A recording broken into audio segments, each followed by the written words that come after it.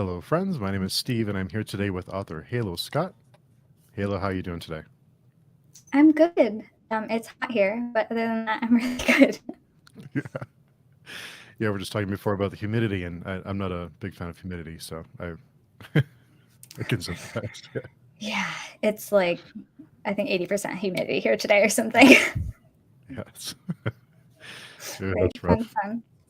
Yeah, but we are here today to discuss your series, The Rip Cycle. We're going to be going book by book to get into all the details and all the things that I got wrong that I have written down along the way. So to start off with, do you want to give us a? And let's start with just like a non-spoiler for people who have not read it yet. Just like a non-spoiler like pitch for it. Sure.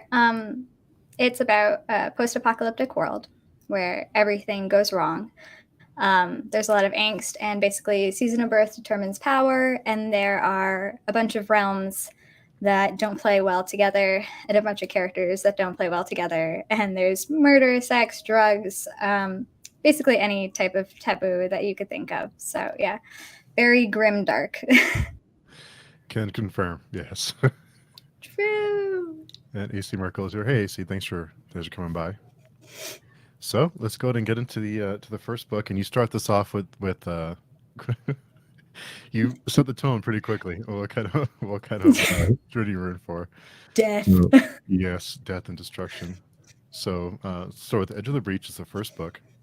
So, what was kind of your goal for the first book? Did you have the series planned when you started this one? I did, but book one took about. It probably was only what I thought I was going to cover a lot more ground in book one, but then Kiter just had a lot of fun killing a lot of people in his teens. So it just, I kind of was like, yeah, why not? And some extra kind of events came up. So like I knew, I won't give spoilers now, but I knew what the ending was going to be. I didn't know how I was going to get there. And I didn't know why, which is probably not a good way of planning it. But yeah, so like I knew how it started. I knew that I wanted to focus on them in childhood. I thought that would only be like a chapter or two though, and then I thought I was going to jump to when they were like in their 30s. But then, like I said, Kyler was just a murder baby and wouldn't let up. Yeah. So the notes that I have written down here were it's the comparing Rune's mother to Kiter's mother. That was a big contrast. I think was that deliberate? Yeah, that was actually like I had a lot of friends with difficult situations growing up, and I kind of wanted to mirror kind of like what they came from and like what they came home to basically after school versus like the kind of loving environment that I came home to, and how that really kind of shaped my childhood and shaped their childhoods, and how like I think it's easy to hate a villain, and then you kind of go back and I want people to sympathize with where he was coming from. Yeah. Yeah. And even though and he likes to kill people too. Yeah. One thing that really struck me, and it's funny, but when I was reading, I thought this torture scene is really well. It's really like it was really very vivid. So when you write those types of scenes, like torture scenes or violence, what approach do you take for that? Because they're very effective.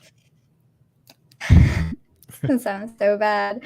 I just gonna let Kiter take over and go with it. It's not very hard to put myself in his shoes, I guess.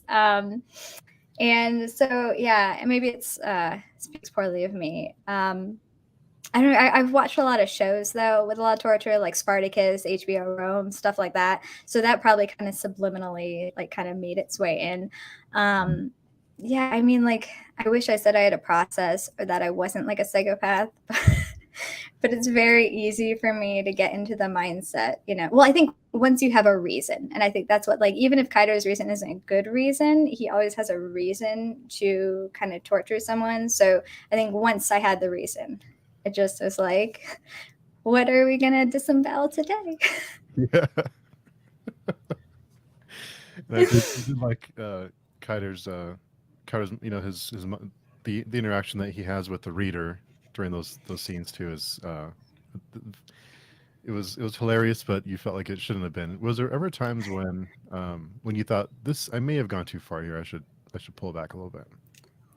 Well, I won't give spoilers. honestly, and this is going to make me sound like a horrible person, book 1 I thought was fine. I was like, yeah, no lines crossed. Book 2, there's a sequence of scenes, probably like 2/3, 3/4 of the way through, and that was the only, again, says what a terrible person I am, but that was the only sequence of scenes I thought about taking out of the book. But it showed the development of both of the characters, so I left it in, and I thought it was important for both of their growths. But yeah, I don't know. I mean, I always tried to say like it's grimdark. It's very dark. I'm like marketing as such, so I don't want like people to ever get the wrong impression that there's like, they're good people or like happily ever after. But I don't know. When I was drafting it, I didn't think I went too far, and when I was editing it, I didn't think I went too far. And then when people send me things out of context, I think that's when I realized I'm like, oh, that's intense. Yeah. So I did enjoy Kiter's experience of the brothel, where he found kind of love and support at the brothel. That was good. yeah. Yeah. Well, I think a lot of like I think it was it Black Sails that had there was like a whole kind of brothel community. I think that's what I based that on. If I had seen that by then. Yeah, I'm pretty sure. All these really dark and gory shows. Yeah, Black Sails is great. That's a good one. Yeah. And last time we talked, you mentioned that some people were okay with the violence, but then they complained about the humor. But I thought especially the roofers were hilarious. Yeah, I think like I don't know, when you have so much death, you need a bit of humor and lightness after it because like it can get very, especially like as a writer, getting into the mindset to like write those really dark scenes. I think you need to write a poop joke every now and then. And I just left them in because it was more for me to be like, all right, let's like take a step back and recenter. But yeah, I tried to balance it a bit. I mean, it's like 80% death, 20% humor. Yeah, but very effective humor though. Thank you. And I liked how Rune and Cutter kind of mirrored each other in a way throughout the first book. Yeah. They were definitely, I was trying to show like their childhoods, how different they were. And hi, Claudia. I was trying to show kind of how they affected each of them, how they affected the choices they made, and kind of how that made them grow into the people that they became. So yeah, the first book I think it was very heavily on. I tried to mirror some of the wording too between the scenes, but kind of in different contexts. So. And something that I started to wonder, um, because when Rune and Cutter first met, they seemed to have like almost a friendship or like a sibling type of relationship. It was before they were romantically involved, which I was way off there. But so I started to wonder because there were I kind of picked on some hints that there was something else with Rune's father that was kind of, he had done something in the past that he wasn't, so I started to wonder, is he Kiter's dad? And I was convinced that they were related, but I was way off. Just a little incest, right? Yeah, just a little bit. So every time they would get a little closer, I hope I'm wrong. It's a whole Luke and Leia situation. Yeah. And so the end of the book, the last, I don't know, 60 pages were very intense. Did you want to end the first book on a high note like that, on just these crazy things happening? I mean, that was so. I knew that those things were going to happen in the series. I wasn't sure exactly where, but I think it was as like I was getting to. I think it was like the 2/3 point, and like a lot of it was like a lot of the first book is a lot of character development. The second book too, and like not that much plot. But I was like, I should start bringing in kind of the purpose of the series and like having some plot that goes along. So I was like, I should probably make some stuff happen.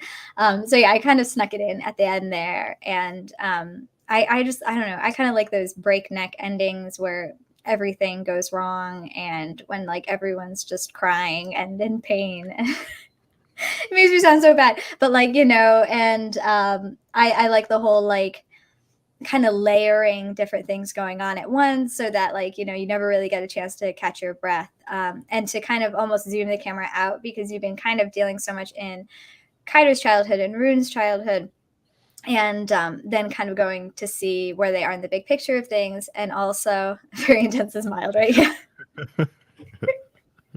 Yeah, it's just, a little bit of a breakneck pace. Yeah. But I think that like at the end, showing also how like, well, since this is spoilers, I can say the whole book, like Kaido's basically like, I'm big and powerful and strong, and then to see how kind of small he is in comparison to the gods, and to how little power he has, and also to kind of bring that to like with his mother at the time, because his powers hadn't fully developed, how kind of futile and powerless he felt with her, and how helpless he felt at her abuse. And then even though he's grown and he's founded the Apolly, and he's become this kind of badass in Zawad, when you then get to the kind of the stage of the realms, they're like, yeah, you're basically an ant, and kind of how that affects him of being like, no matter how far I go, I still kind of feel like I'm getting pushed back to start. Mm. And I think, when we talked last time, you had mentioned, how far can you go with the character before, before someone dislikes a character? How far can you push the boundary? And I went back and forth a lot with Kaider because I enjoyed his character, but he did all these really terrible things. That's because you're a nice person. Yeah, but I wanted to like it because he's an entertaining character. But then he would, he kill someone and then do things with the corpse. Do things. Do things, yeah. That was Which when I was writing it, completely founded. It's like, yeah, this makes sense. What was that something you had planned to do, the corpse scenes? No, completely not. Well, it's interesting you say that, because like I get a lot of people. There's some people that are like, I don't want to love Kaider, but I do. And there are a lot of people that have like a really visceral reaction to him. And so people are like, I can't read it because I hate Kaider. So it's interesting. He's such a divisive character in that way. And I think it's because like I wanted the purpose of his character to be like, what can you forgive? And what's the line? And for some people, they're like, chapter 3, I cannot forgive chapter 3. And I'm sorry if I have to bow out. But yeah, by the time he gets to the corpse scenes, he's just completely deranged at that point. And he also he's constantly saying, like, as a character, I don't care about anyone, I don't care about anyone. And then he really cares about Rune. He's kind of coping with it, but like he does care. He's a very unreliable narrator. He cares in a very kind of abrasive way. So he's trying to like he's made a found family. Like Rune has made a found family. He's not the nicest to his found family, but like I think he doesn't know how to have people he cares about that he can't just kind of erase. So it's kind of unwinding him at the end. And then so he's like, oh, I just feel like I'm going to kill people. And it's his way of coping because he doesn't understand. And when he gets to the corpse scene, he's very kind of toxic and possessive and stuff. And like, I think it all comes back to the abuse at the kind of hands of his mom, how he had no control over that. So he's kind of over controlling the situation and kind of being like, why not add some necrophilia to the mix? Yeah. That is one way to let everyone know you mean business, is to do that. Right? That's like your Grimdark membership card, right? Yeah, he got his card was stamped that day for sure. Yeah. It's like a passport. Yeah, you went there. You went there. You went there. Yeah, yeah, he has his card stamped. Yeah, many times. Yeah, but that was sends a message for sure. Yeah, but I'll show you. Yeah, and I started to wonder: is he redeemable? Is he a character that can be redeemed from all the things he's done? And kind of like you mentioned, that's what he knows. That's what he knows. So he's struggling to deal with all this that's going on, and Rune and Kaider's connection, it was pretty strong pretty quickly. Did you want to roll into that smoothly, or did you want to kind of set the stage for that there's something here right away? Well, I wanted them both to be kind of solstice born, the strongest, and kind of like opposites attract, but also kind of smash heads. And I think that because of all that she's gone through, all of the grief and all the pain and all the death, she's just like a no bullshit person, and he's used to a lot of kind of bullshit people. And I wanted someone that was really going to challenge him, because like you said, he's not, in the beginning, especially the first book, he does a lot of shit. And he's kind of an asshole in a lot of ways, like forget my language, but he's just kind of a prick. Like he's just really a jerk. And I like give reasons for that, but at the same time, like, yeah, no, he is just kind of a jerk. But the fact that Rune sees more in him, and that's scares him because he's like, no, I don't want to be more basically than a monster, because it's almost easy for him to be a monster. I wanted there to be a very kind of instant attraction, but also kind of enemies to lovers thing going on, but also they're kind of almost partners in a way, kind of like soldiers together, in that they have a duty that's so much bigger than themselves that comes into play later, and that like they have this connection and they don't really know why. And like in book 4 it explains a bit more of kind of what that is, but I wanted it to be like there's a spark. Kaido doesn't like it because he's comfortable in his murder kind of den, and Rune's just more like whatever. He'll like, I'm not. She doesn't fall under his spell. She's almost like connects with him on a deeper level. She's like, I don't really care how you look or what like your charm or stuff. I see the kind of hero almost you could be, not to be cheesy, but he's like, no, I like being a villain. I like you said, I got my passport stamped. I'm happy here in necrophilia land. And AC says, free ice cream at Club Grimdark. Yeah. You don't want to know what you have to do to get into Club Grimdark, though. Yeah, it's a high bar.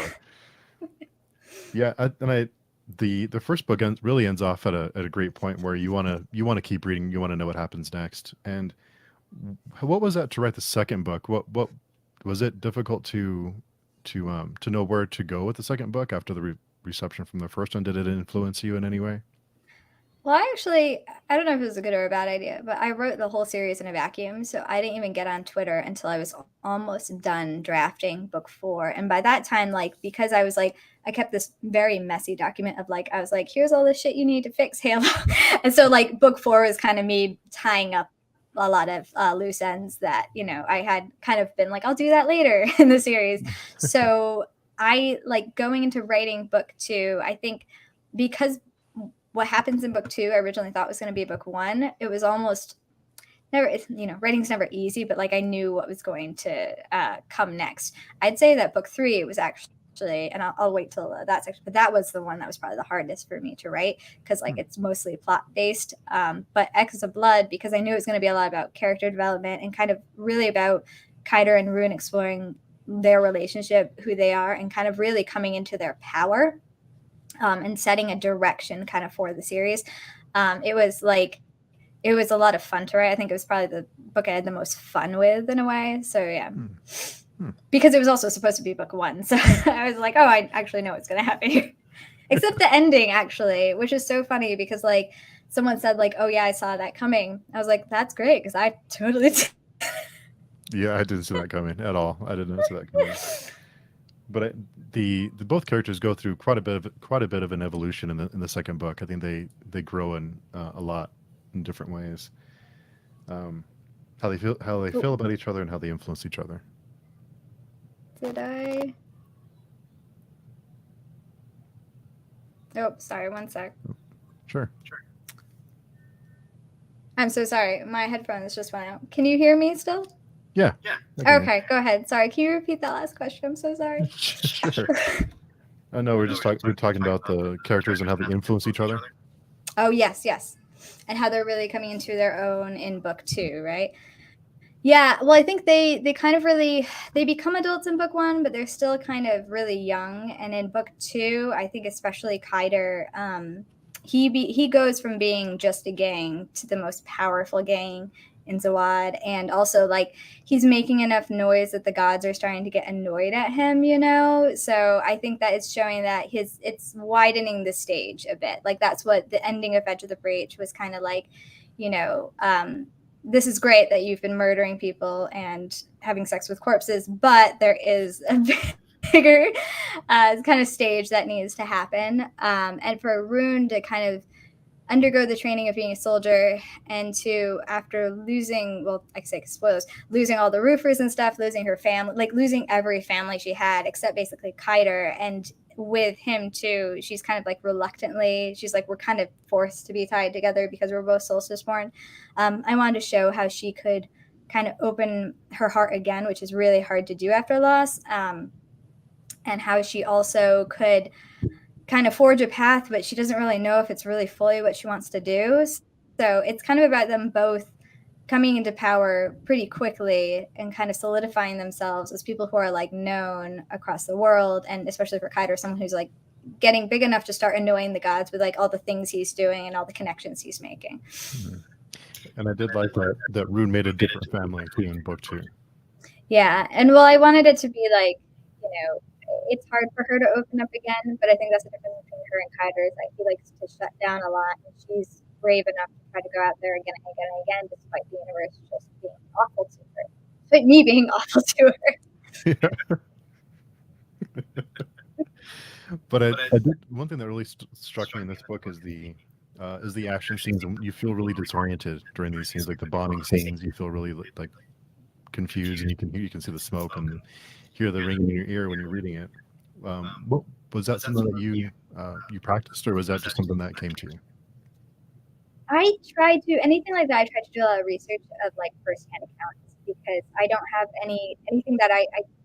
A lot of it's kind of own voices or own voices exaggerated with some of the stuff that the characters go through. I've never had sex with a corpse. I feel like I should say that. Just putting that out there. But anything like war related, I wanted to really have to be sensitive toward that. You know, I did a lot of research on that and see what it was. So yeah, that was from kind of accounts of like people who had PTSD and what they kept remembering from the battle, or you know, people who had been in war and kind of looking at stuff like that. Oh, I think we have an echo. Is there an echo going on my end? Let me see if this might be. Let me see if I can get this going. Sure. Thanks, Raoul. I don't know why. For some reason, yeah, my Bluetooth is. Sorry, one moment. This should connect.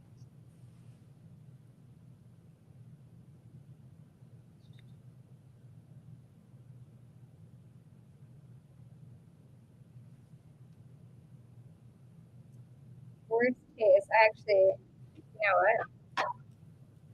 I can have all of these things going on. Give me one moment. I'm sorry. This should cancel out. Yeah, no problem. I think. Yeah, I'm sorry. This is the computer that's trying to do that. Okay. So this. Okay. How is that now? Good. Is that good? Does that echo better? Mm-hmm. Okay, awesome. I'm so sorry. Perfect. No, that's okay. Let me make sure. All right. Yeah. It's just me like reaching down in my desk and pulling out all this random stuff. Oh wait, this Sometimes is it's the best way. right. I think this is going off. I have no idea what's going on with my thing. Okay, that's just gonna start spazzing. All right, now we're good. All right, there we go. Awesome. On to the next, the next microphone. Yeah. There we go. I know, wired, Drew. I know. It's like I try to do Bluetooth, but it just doesn't. Yeah. There we go. Too impatient. So Claudia says, great to hear you explain your writing process. Oh, thank you, Claudia. Most of it is me screaming into the void and being like, who can I kill next? But yeah, sounds much better. Awesome. Okay, awesome. There we go. I'll just so book 2, you mentioned that there were some scenes that were difficult and you questioned whether you should include them. What was that process like? So it was, I mean, I'll just spoil it. So it's the sequence where Rune is being violently raped. It's the one series in the book that I was like, if I include this, I have to have a good reason, because that is where I was like, that goes really far. And part of it is that I've had friends who were raped and sexually assaulted, and like part of the reason in Edge of the Breach, that Kaider goes so far with that guy is like my rage at, you know, what you can't do in real life. And for her, I wanted to show the strength of someone, like what it really took to kind of overcome sexual abuse of that level. I wanted to show Rune's strength. I also wanted to show how she didn't become a bad person despite something so awful happening to her. But also with Kaider, it's the first time that he chooses, this is going to sound really cheesy, but like chooses love over hate, you know, like Kaider in book 1 would have kind of almost abandoned Rune and just been so consumed with rage and hatred and revenge that he would have focused entirely on Velis. And now, like, he gets his like a little bit of revenge, but he basically is like, the things I would do to you, but you're not important, and pushing him away and focusing entirely on Rune and kind of putting all of his plans also for what he's planning for the end of the book on hold to help her. I thought showed how he changed so much as a person by, like, you know, book one Kaider wouldn't have done that. Book one Kaider would have probably just had a killing spree and gone off and revenge. And meanwhile, Rune wouldn't have been able to get through that. So it's also, Rune hates relying on other people, and she is kind of forced to fully rely on Kaider. And, you know, also it shows some of the other stuff that he's been bearing and keeping from the reader about him being raped as a kid, and all of that kind of trauma and how it's shaping both of them and their reactions to it and kind of moving forward. So yeah, that was the sequence that I was like, it has to change both of the characters, and I thought it was needed for both of their growths. But yeah, it was definitely one that, like, I went back and forth on it, and I contemplated a lot because, you know, I don't know why I didn't do that with the, you know, screwing a corpse but that seemed fine to me. I was like, yeah, whatever, he's dead. Sounds awful. You know, I thought that those scenes were of course difficult, but I think they were done responsibly. So I tried to base it on kind of what I had seen my friends have to go through, and kind of the strength it took to move on in life, being violated and invaded and kind of almost erased in such a way, and being possessed, you know. And I wanted to show how Rune also kind of took control, and she was like, I'm not going to let you take this from me, even if I always am going to kind of have that shadow in the background. So I thought that was important for her, and like I said, important for Kaider to show that, you know, he doesn't only screw corpses for revenge or something, you know. He does, then he's able to step away from what would have just been like, he would have loved in book one to go off on, and, you know, and to like search down the entire bloodline and just kill them off one by one, and that would have been the rest of the book if it was like, you know, a few years ago. yeah, you turn them all into confetti. Yeah. That was one of my favorite. I forget which book. I think it may have been more than once, but you turn people into confetti. That was great. Meat confetti. Yeah, meat confetti. Yeah. You know, another thing that I thought too is it was a big moment for Kaider, because I thought he was going to go off and just start killing people, but he didn't, and I thought that was a big moment for, like you mentioned, for both of the characters.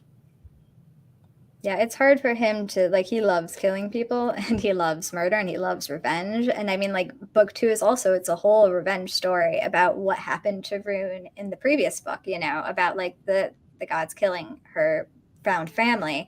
And the fact that it kind of happens again and he doesn't go after Velis, and he's like, okay, I'm going to focus on Rune this time instead of focus on kind of all the revenge, I think shows immense kind of character growth for him, for the moment at least.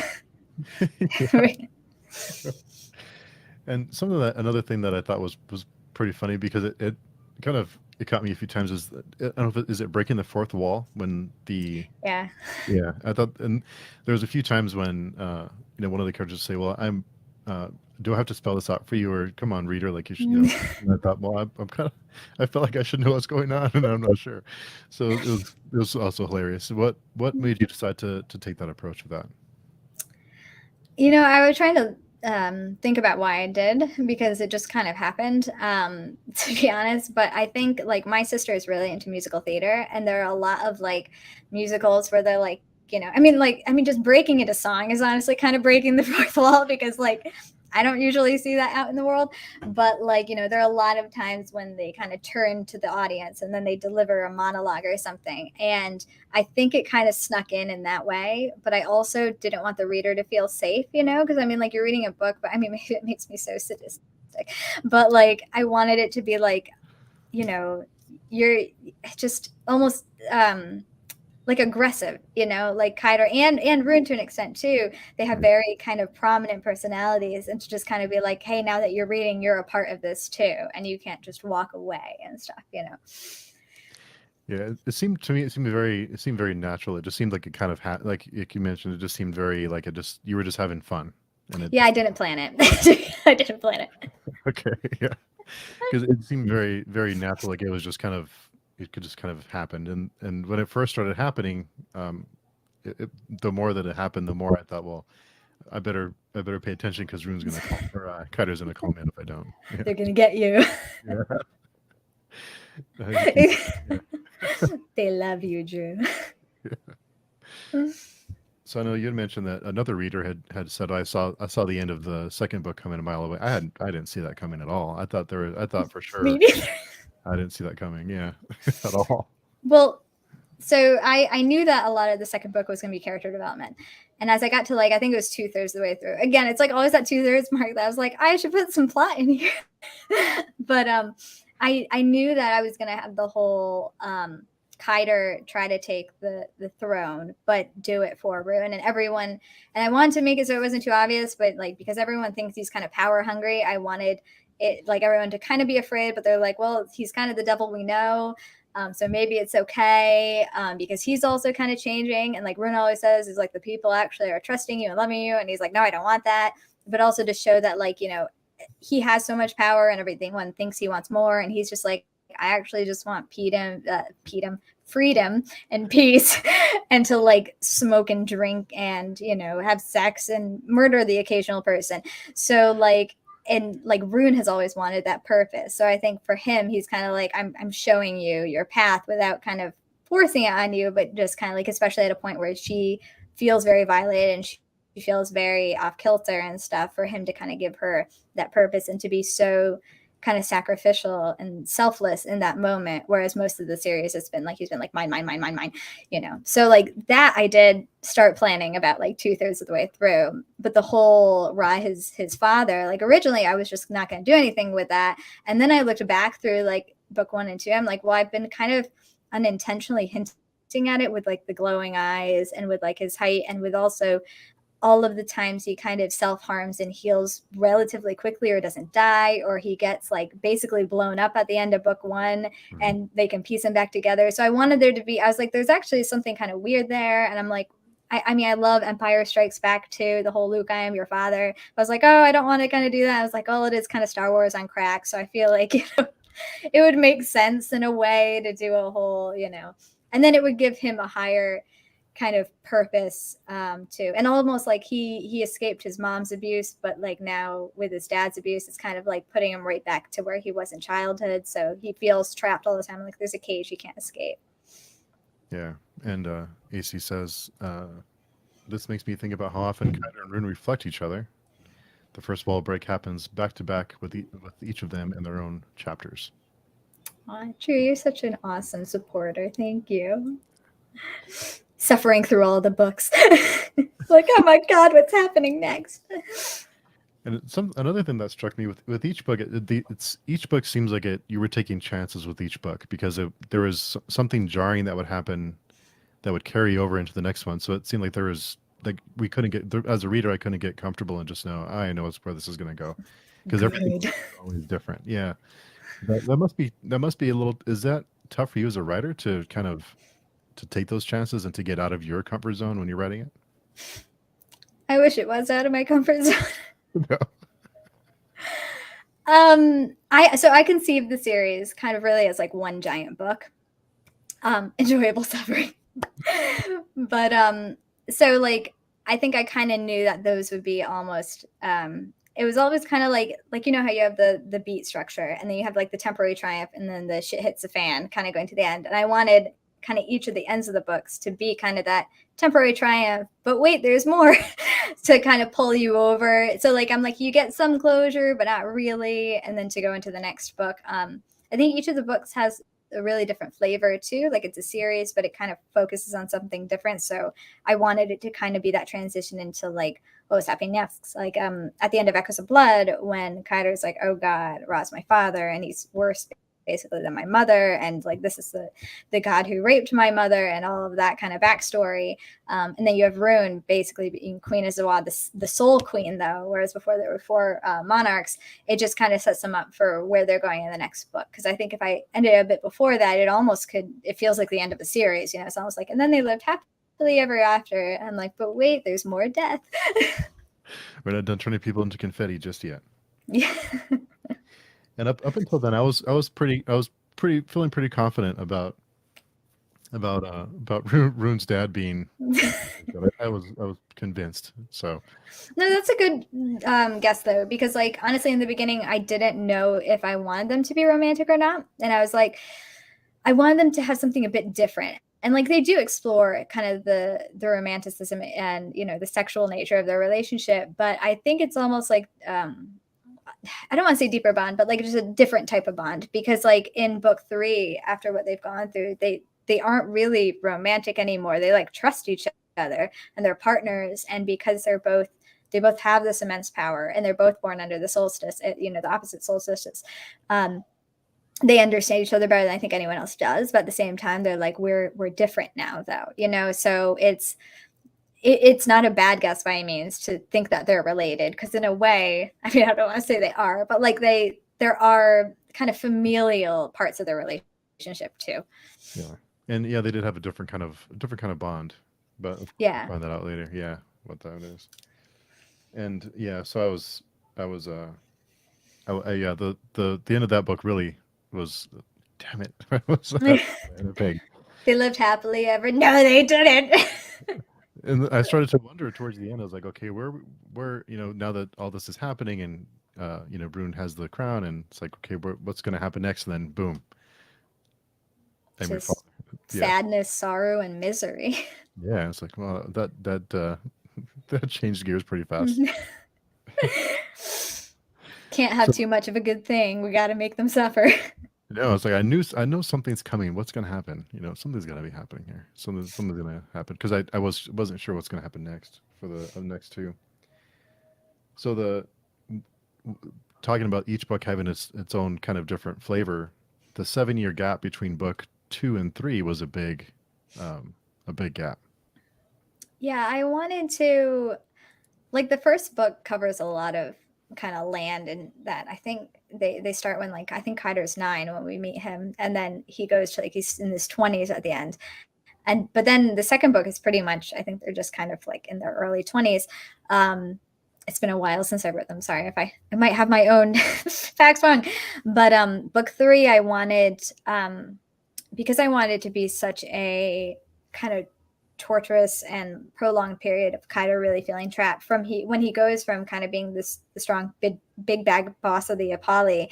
I wanted him to really be fully broken down, and I wanted Rune to have time to be running Zawada, and I felt like kind of showing all those years would have been a bit like they were supposed to be like monotonous and tedious, and they were supposed to be basically have lost hope at the beginning of book 3. I also wanted them to just be a bit older so I could, they're changing their thinking from the kind of save the world chosen one type mentality in book 2, whereas they now just are like, maybe we are all gonna die, and kind of being able to do that with them a bit older. Not saying that as you get older, you're just like, maybe we all are gonna die. Yeah, a little bit of cynicism. Yeah. Yeah, exactly. Yeah. Everyone needs a little cynicism. Yeah. The Cutter being tortured that was a long period of time for him to be um, tortured and captured. Yeah, and it was almost like, I mean, like we see Kiter in book 1. Like I said, he's like 9 when we meet him. So, like, let's say if he's like super smart, maybe he has 7 years of memories, 7-6. I want him to have a similar period of time with his dad doing a very similar thing to him. So it kind of like everything's kind of like with the rift, going full circle, and it keeps going back to kind of like these cages he can't escape. So like as much as he built himself up after his like the ordeal with his mom, now his dad is able to do that to him because he's so much more powerful. And also, I wanted him too to be like, he thinks he's kind of hot stuff all in book 2 and book 1. He can do all this, and then showing that like there are gods and they just make you look like you have nothing to do. And he, kind of defines himself by his power, and kind of what are you if you're not the thing you define yourself with? Because I think we've all gone through periods of time where like I am a this or I am a that or I'm a whatever. And then if that changes, it's kind of trying to find out who you are again, And for Kaido, I think that's really hard because now he doesn't have an anchor, and it's just this constant. And he also hates not knowing. He's like, I don't know what he's looking for. I don't know what I'm supposed to do. And it's just, very frustrating for him to be kind of broken down after all that time. Yeah, and and Rune goes through her own struggles with finding out she has cancer in the third book. That And that kind that of goes starts. back, yeah, to the first book too. And to have that, to bring that back again, it, like, the third book was very hard to write because it is very depressing basically. Like, I mean, the whole series is, but like the third book is very much like there is very little hope. And it is also like there are a lot of things in there that kind of have to move the plot forward, because I like kind of got to the end of book two and I was like, okay, I need to start moving the bigger pieces together. And I wanted to show how, despite Kaido and Rune being so powerful compared to kind of humans, what they are compared to gods, and kind of the bigger scale of the war going on, and just how, that feeling of hopelessness and helplessness, I think a lot of us can feel in our lives, of just like, is this period ever going to end? And that's also the reason for kind of the time jump. And then when these things that they thought they escaped come back, kind of parental abuse and cancer, it's just like, am I ever going to break free of this cycle? Mhm. Yeah, and the one of my I'm gonna sound like a terrible person, but one of my favorite scenes was when Kaido starts killing the godchildren, because you knew something about this scene was different. But he's in the timer of, you kind of get the feeling that Rune's time is running out, and Kaido is desperately trying to get back to her. Mm-hmm. He's willing to do anything to get back to her. So, did you was that one of those scenes where you thought, well, should I have him killing a bunch of kids?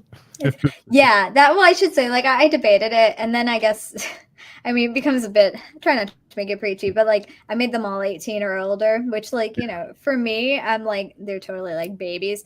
I look at them like babies, but he's like, technically, it's kind of like, well, now you're an adult now, and you can do all these things, and you can die because now you're an adult. So, kind of trying to throw society back in their faces. But yeah, I mean, it was a very uncomfortable scene to write. Like, not nearly as fun as like the revenge scenes where he's like, "You've wronged me, and now I must, play with your kidneys," or something. But I think it also just shows how after 7 years, he's like hanging. He's also kind of trying to hang on to morality in a way, even though he never really did. But he's like, well, they're not really kids, so Rune would be proud. But at the same time, it's like, this is really messed up, and just show how he's just kind of lost it. Yeah, And I how think he's also going to then make the decisions that, like, he's not thinking clearly enough through. I Sorry to think interrupt. no, that's okay. I think at one point, Cutter even talks to the reader and says, like, don't look at me like that. They're 18, or Yeah. Yeah. it's a reference to that. Like, it's okay. They're not really kids. Well, and that's why I was thinking it's funny, because I'm like, I don't know, 18 just seems so young, and I'm just like, whenever you see anyone, like, if you go on like a college campus, I'm like, are you even allowed to be here? Are you all like kid geniuses? Like, it just, to me, seems so young. And the fact that society can hold them to such responsibility, and to, I think there was something for Kaido to exploit in that. Let's say. Yeah, yeah, that he did. And something that I really enjoyed is the world felt bigger when Rune goes and negotiates with the elves. Oh yeah, yeah. Mhm. The world did feel bigger at that point.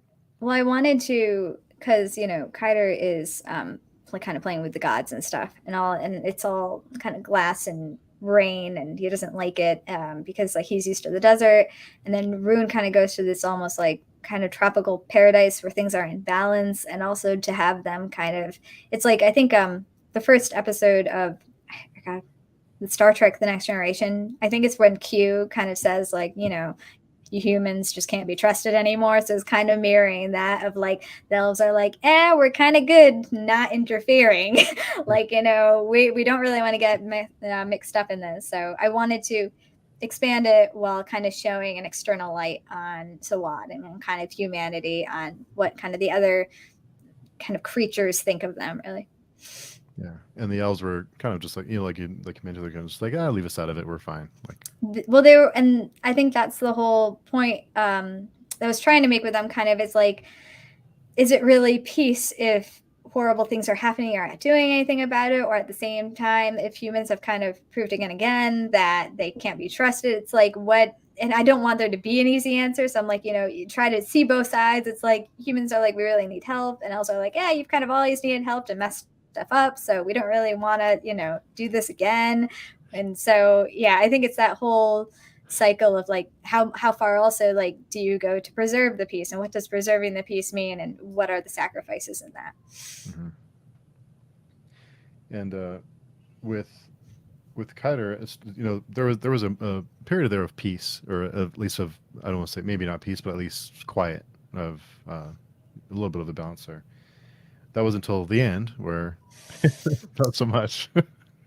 Yeah. I think I always, I do love the like I love big explosions in movies. Like there's, I think it's why I love like Fast and Furious. It's just like, yeah, blah blah blah, and then it's just like explosions for like an hour and a half till the end. And I always like that kind of like we need to just be blowing stuff up in the last like quarter of the books. It might just be one of my guilty pleasures. I'm like, you've all been too happy and making progress. Let's set us back. That's enough of happiness. Let's blow some stuff up. Let's turn That's people. enough of that. Yeah. So with this one, at the end of book three, I knew that he didn't kill Rune. I just couldn't. It wasn't going to happen. I know Kyle Yeah. did a lot of things, but I just thought there has to be something here. Hmm. Something happened. But do you have readers who think that he did kill her at the end of book three? Did you get any reactions? I mean, a lot of people will kind of send me like a half angry DM of like, how could you? But I don't think anyone like I kind of mean it to be too. I want you at that point to trust Kiter enough to be like he has a plan, and the one thing he has been literally even saying in his head is like ruin, ruin, ruin, ruin. Like if he actually killed her, he wouldn't be there anymore either. He would just, But at the same time, something happened. He did something to her, and I want that to kind of be like, okay, well, I don't think she's dead, but what the hell happened? So yeah, I don't think like anyone necessarily really thinks it, but like a lot of people say like I need to take a break now to like kind of get ready for the next one. But yeah, it was supposed to be like, he didn't kill her, but he did in a way kind of violate her trust, and how that changes their relationship even further than it's been changed from kind of the years apart and the change that they did over Eye of the Brave. Yeah. And the fourth book, it's kind of like a reset button for their relationship because Mm-hmm. she she was kind of a different person. Yeah, I mean, and that is the whole thing too of like, do you sorry, my light is totally spazzing out. There we go. Um I'm magnetic. All these things are just breaking around me.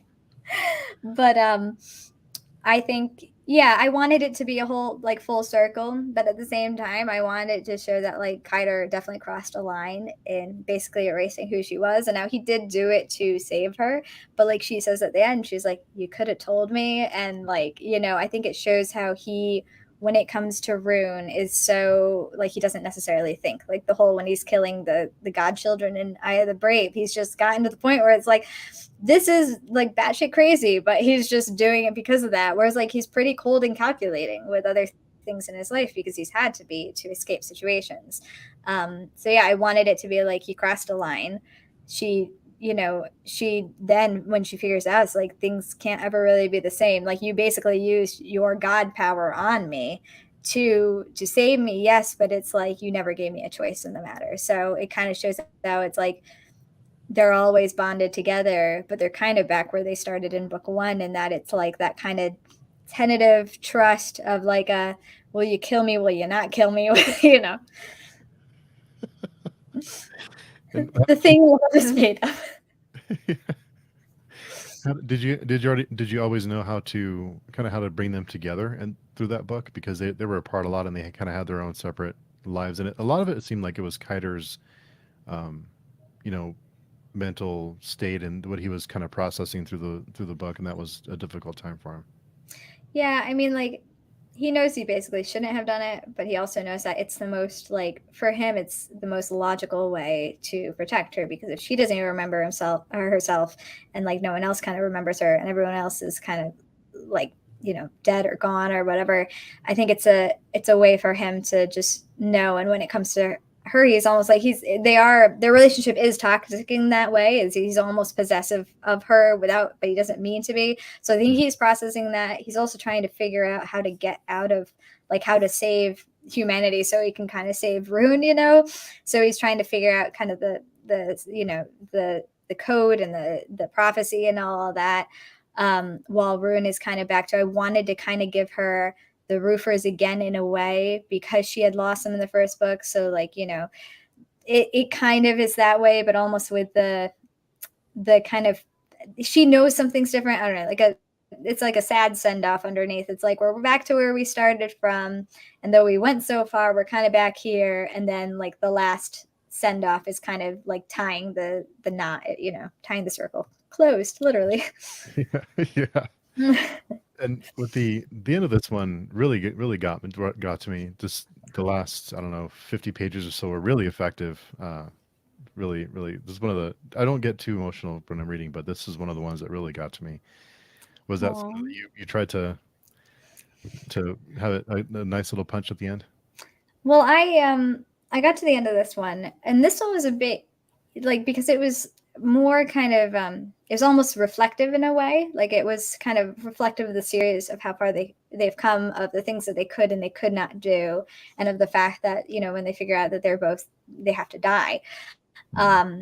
I wanted it to be kind of like a look back at all the characters I had killed, but like all the people that, like, especially to Rune, had meant something to her, and all the places they've been, and you know, so yeah, I mean, it was like by the time I got there, I was kind of so not burnt out, but I was like so drained because I had like kind of it was like, I feel like me writing, it's like, you know, trying to steer a broken down train down a track. I was like, oh God, I actually am going to land somewhere near the station. You know, I'm like, oh, I kind of got there and I at least finished it. I got to go edit, but like, we're almost there. So I think it didn't hit me until like in edits when I went back. And then I like kind of went through it and I was like, oh God, this is now over, you know, and everyone's dead. Well, not everyone, most everyone's dead. So what was it like to, when you were done editing and you were ready for the fourth book to be released? What was that feeling? What was that feeling like to finish this series? It was weird. So I got the idea end of 2018, I think. But I was like, and all that came to me is like Kiter. I was like, oh God. And then it slowly started kind of manifesting. And then when I got the system of kind of the magic system, I was like, okay, I felt like I could start writing. But like, so it kind of had been conceived in like late 2018, started writing it in early 2019. And then by the time I was done with edits, I think it was it 2021? Maybe? Or 2020? It was like 2 or 3 years of kind of living with it and of kind of being all consumed by it and of like really trying to kind of, you know, like going through millions of edits and stuff that, you know, you're so focused on the task of like, you know, developmental editing, line editing, copy editing, proofreading, and like marketing and cover and making sure everything's right and all this, that like you're not thinking about what it actually means until it's kind of done. And I remember then when I got to the end, it felt weird. I'm like, oh, I'm never gonna have Kiter kill anyone again. And like, you know, they're just also like, I really wanted to not have spin-offs for this series because I was like, I wanted it to be over. And I know like not every series, but some series do it really well, but some series like they keep on kind of coming out with books after like, and that kind of cancel, like they nullify what like the earlier kind of series had done. I was like, I don't want to do that. I also, I beat the shit out of them. I want to give them some peace. And so I was like, wow, this really is fully goodbye. It's not like I can't go back. And I mean, like they're dead. So I really can't go back and like, and I wouldn't want to bring them back because I'm like, well, the whole sacrifice and Kiter's growth, especially, was for nothing. But yeah, it was weird, honestly. It's kind of like the feeling of like college graduation, high school graduation, all into one. And you're like, in a way you're happy it's done because you like survived. But at the same time you kind of miss it because you've been living with it for so long, you know. I don't know, it's an odd feeling. Yeah, you did leave the door cracked a little bit at the end though. Yeah, well, I had to, I mean, like, so basically when I said that like I knew how the series was going to end, I knew that they were going to die. I didn't know why, but I was just like, it was so bad too. I was like, no one actually goes through is killing their characters. You know, they're always like some like, I mean, like Darth Vader dies, but he's the whole kind of like the sacrificial, like he lives on in Luke, and they like, you know, he turns good and blah blah, blah, but like they don't kill Luke, you know. And I basically was like, you know, Luke should have died. He should have sacrificed. And like I don't know, it sounds so terrible, but I wanted to like go there and to just be like, what happens if you kill both of the main characters? But I also wanted to be hopeful, and I wanted kind of be like, they're dead, but maybe they're kind of together, and now they're just having some peace finally away from everyone else, you know. It's just kind of like they're kind of closing the door on us and being like, get out, you've already witnessed enough. So like there's a little bit of hope.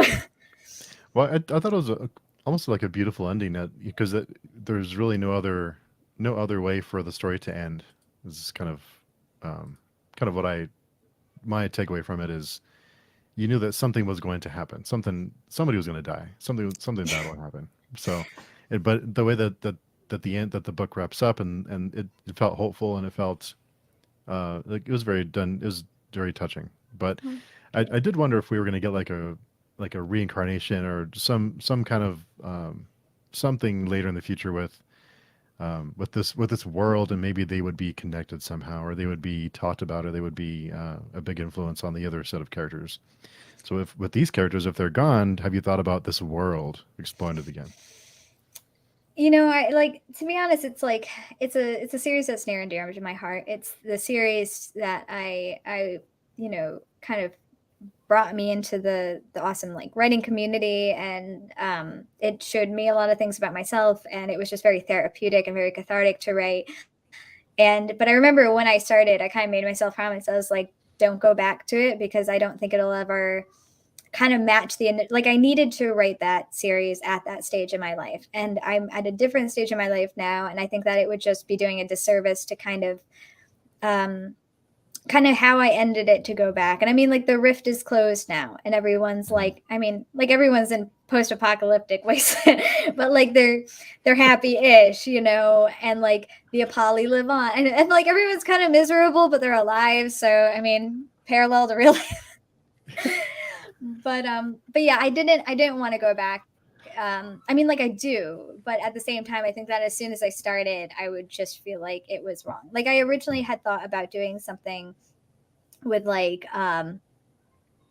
Gennaro, like earlier on, and kind of going backward and kind of seeing how like all like the roofers came together and all of that stuff. But then I was like, and Ella, and I just, you know, I was like, you know, I just, there were such high stakes for the rift cycle. It was literally like realms dying and like gods and stuff, that I just feel like then going to a quiet story wouldn't necessarily work as much. And you know, I think it is very dark, and it's draining to write that dark all the time. So you know, I don't know. I want to kind of let them have their peace in a way, Yeah. and let them be dead. I want to let them be dead. Yeah, on one hand, I want more of it. I want more of that world of the characters. But like I said, on the other hand, it's kind of like when they there's like a sequel to a movie when the movie was fine by on its own. It should just be left alone, and the sequel is just never it's never quite the same. It never feels like it adds a whole lot, or it's just kind of for the sake of exploring it again. And sometimes it's as tempting as it is. It's I'm sure it's tough to make that decision. But also, I think almost like everything that could have gone wrong did go wrong. And I think if I made something else and it undid what they had worked for, I think in a way it'd almost be like annoying. It's like, oh, we've been here before. And like, you know, it's just also like book 3 is very kind of like everyone regresses, and book 4, everyone kind of regresses. So I kind of tried to do that. But yeah, like as much fun as it is to do that, but also Kaider kind of changed at the end. So he's not like, he's always like, you know, full of bloodlust, but like he's not, now that he has Rune, he's kind of tampered a bit. And like what was so much fun is getting him to be like, I want to kill everyone in sight, to being like, I still want to, but I'll kill the ones that matter, if that makes sense. Yeah. You know, like instead of just going off and killing everyone. So yeah, I guess I think both of their characters changed. I think they're also like, I think Kaider says at the end, he's like, I'm tired and I want Yeah. peace. And I don't think I could bring them back with kind of the same stakes, because then it would just be like opening another rift, and it's like, no, don't do that again. You know, Yeah. it's just, yeah, it's like we already went through all the poop jokes, and we already did all that, you know, trying to leave them alone. Yeah. What would you so as you as a writer, what did you take away from this series that you've that stuck with you through the other books you've written since? Oh God, that's a good question. I've tried to focus a bit more on plot in certain things. But at the same time, I really like character driven stories. And like, I don't mind, like the books I read, I don't mind if there's little plot. But I guess I've tried to work out a few things a bit earlier on. Because, like I said, with like certain things, kind of, I subconsciously had been adding, like when Raz, Kaider's father, I was like, I unintentionally foreshadowed, which I didn't even know I was. Because I was like, oh, am I going to have to go back to book one? I realized I kind of did foreshadow. It was just like literally dumb luck. But I tried to like figure out the big twists a bit earlier on so I can more intentionally write those because it saves in the drafting. Um, Mm. Also, when I like Edge of the Breach, just kind of like I brain vomited out. And it was just like a bunch of like years of repressed like rage that just fell onto the page. But books 2 to 4 needed a lot in editing. Because I had like ways of explaining things that like were really long-winded, and what I tried to do, which is a pain in the neck, but I was glad I did it, is like find my crutch words, find ways that I was phrasing sentences, Mm. that there were a lot simpler ways to phrase them. So I would say that almost in like editing, I learned to be a bit more efficient because in like I think so book 2 ended up being something like 140,000 words. I think it started at like 160 or something, Oh, wow. or so maybe not that high, but like I think I cut a good 10,000 words just in not even developmental edits. That was in like line edits and just like literally taking out some filler words. And I still tend to do that, but now I have like a list. Like this is the list that you apparently can't stop using these words. So after I'm done, I go through and I'm just like, oh my God, you use this word like 300 times and going through. But I would say it's helped me kind of from a structural perspective, and from an editing perspective. I think it's also opened my mind to like I didn't think it was as dark as it was. Like when I was going out, like I was like, I don't know, like I know I say grimdark, but I'm like, yeah, there's death, it's grimdark, but it's not like people have been like, it's the darkest book I've ever read. I'm like, the darkest? Really? I'm sure, Yeah, I don't know about that. and yeah, I was like, no, please, I'm sure there are many more books with necrophilias. But I think I it kind of shined a light or a shadow on me, as a writer. I was like, oh, it is quite dark, and that's going to put it in a very kind of special, like it's not going to appeal to everyone. And I think it helped me be more aware of kind of what I write and who it may appeal to. Like I never thought of it as horror until readers were like, oh yeah, this is horror, or like dark fantasy. I was more like, this is like sci-fi. And then when I realized that like sci-fi is such a broad genre, and like that can encompass like utopian societies and all this. And when people are like, oh, I was looking for sci-fi but not like, kill them all sci-fi, I'm like, isn't all sci-fi like that? But yeah, not to ramble, I guess, yeah, it kind of gave me perspective from a marketing perspective. It kind of gave me that category, gave me editing help, with that. And yeah, a bit more structure, I think, because like I said, I was just more, what are what are we gonna do that's crazy next? If you could go back and before you and tell yourself or give yourself advice before go back in time and give yourself advice before you publish the books, would you what advice would you give yourself, or what would you change, or what would you adjust or do differently? Oh God, I think yeah, this is pretty Pretty dark. dark. Yeah. I think I would tell myself to chill the f out. um I think I would say, to focus more on, like rejections and negative reviews used to get to me a lot, and things would get like stuck in my head, and it would be like, it's always like, you could have people who say good things, but it's like the one person that, even if it's slightly negative, you're like, oh, that's the one I'm gonna focus on.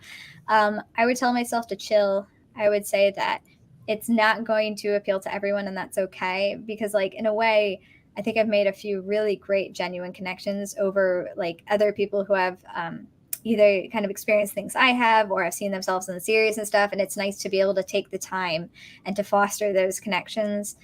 Um, I think I would send myself the list of the crutch words I use and to be like, flesh does not need to be in this document 200 times.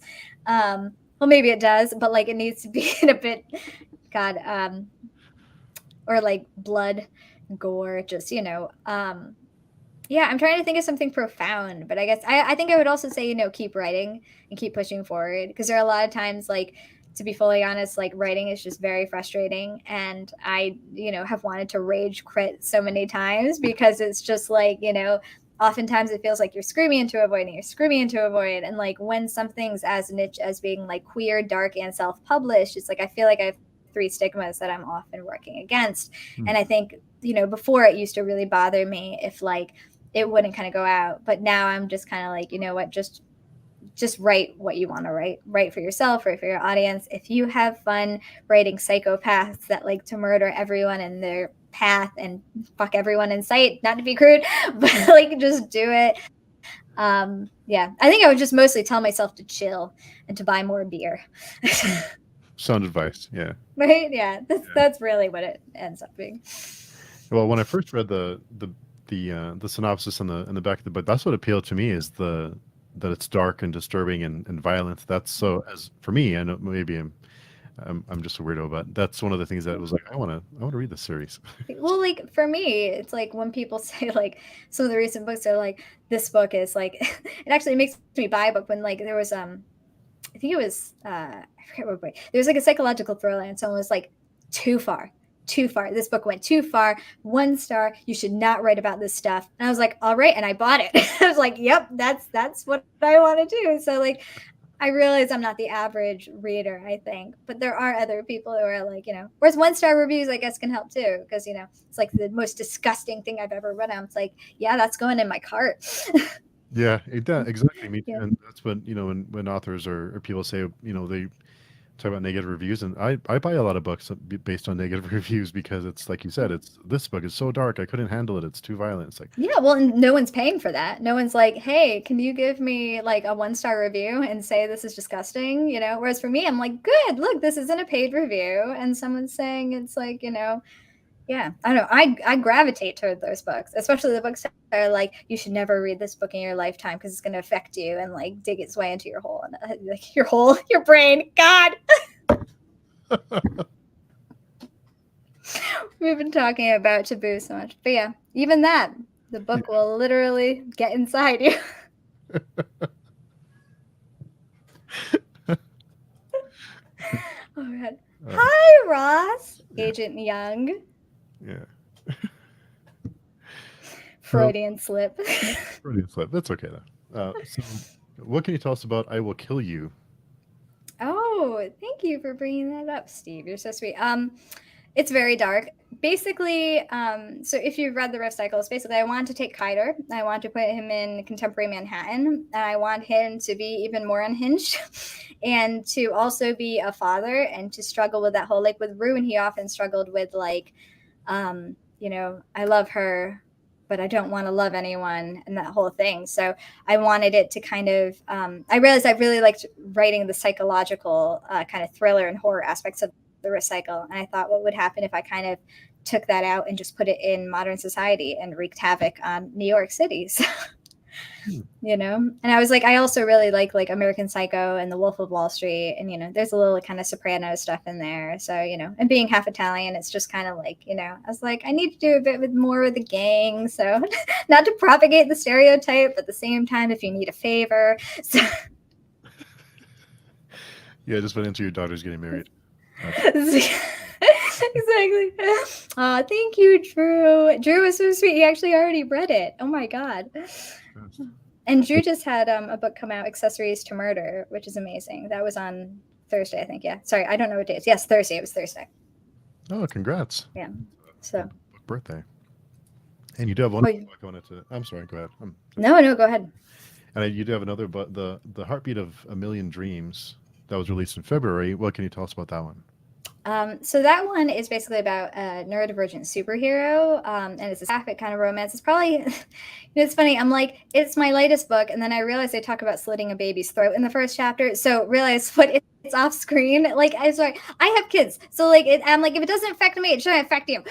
But like, I don't know. It just, it's the latest book I've written, but it's still, I guess, pretty dark. I don't know. I have no compass for what's dark, you know.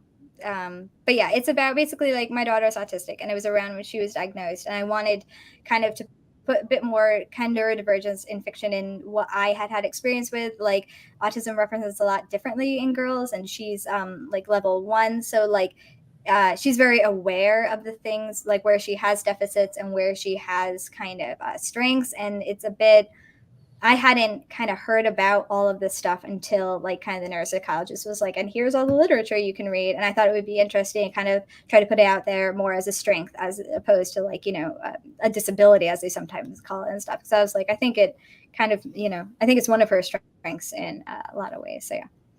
Oh, but there is also darkness a little bit, but you know. of course. Yeah, of course. Has to be a little bit. Well, I just feel like I should say that because, like, you know, I think that people's darkness scale is very different. So I'm like, you know, it's the latest book I've written. It has a full, like, happy ending, complete happy ending. But it is, I would still say that it has some darkness in it, you know, which it should, right? Oh, yeah, it has a little bit of darkness. Yeah, sure. Well, awesome. Thank you for coming by to talk to me about all the I was I know we had talked, I think it was in January, about doing this, and it's so it takes a little bit for me to read. I can only read so fast. No, please. I was so surprised when you kept telling me you were done. I was like, what? You were so awesome. Thank you so much for reading all of them. Oh my God. Yeah, I think 2, 3, and was it 2, 3, and 4 I read back to back? There was a few of them. There was a few that I read. I just kept going. So thank you. Like puppy dogs and rainbows. Yeah, Ross, that's my brand. yeah, that I then slaughter and eat their organs. and harvest the organs for meat. Exactly. But thanks again for coming by and talking to me about the series and what you're working on now, and all the all the darkness and kind of what went on behind the scenes of the series. And dolphins. Yeah, there are things you can do with dolphins, but you know what? I just yeah. You know, I said I was going to bring jelly beans today, but I figured that I shouldn't get sugar high and on this live. And I was going to bring whiskey, but then I was like, you know, I was going to behave. So I thought the same thing. I thought I better if I want to ask, you know, I don't want to start. You know. I'm like, I'm sure I'll already say some Freudian slips, so I wanted to be as sober as possible to like contain myself. Yeah, well, I think we hit that one. Okay. Steve just cuts it live. He's like, all right, we got to go now. Yeah, I thought I was thinking about getting some whiskey. I can't do sugar, but I was thinking some whiskey, and I thought, well, maybe I shouldn't, because I know that we'll end up, you know. Then it will just turn into, who knows what we were talking about then. Yeah, who knows? It'll go off the rails, so who knows what'll happen. But thank you so much. Thanks for taking time out of your Saturday to chat with me about the series. I really enjoyed it. It was a great one. Thank you so much for doing all this and interviewing me twice. Oh my God, I feel so happy. Thank you. What is this joy? What is this? Get it away. Anytime, you just let me know, and you're always welcome. Okay. Oh, thank you so much, Steve. I really appreciate it. You're awesome. Everyone should subscribe and stalk you. And your StokerCon videos were awesome. Not that I was stalking you constantly, but it was a fun trip. Yeah. But thanks again, Halo. Hope you have a good one, and thanks everyone who came by in the chat to interact with us and hang out. It's been a blast. Thank you, and congrats on 1K. Woo. Thank you. Yeah, I'm not sure how that happened, but I'm not going to complain. Because you're awesome. I don't know about that, but appreciate it. Both compliments, if you haven't noticed. So I'll make sure to compliment you more to make you more uncomfortable. Yeah, I shouldn't have said anything. I'm making my daily motto. Everyone, thanks, and hope everyone has a good day. Go buy the rough cycle. Thank you. Please.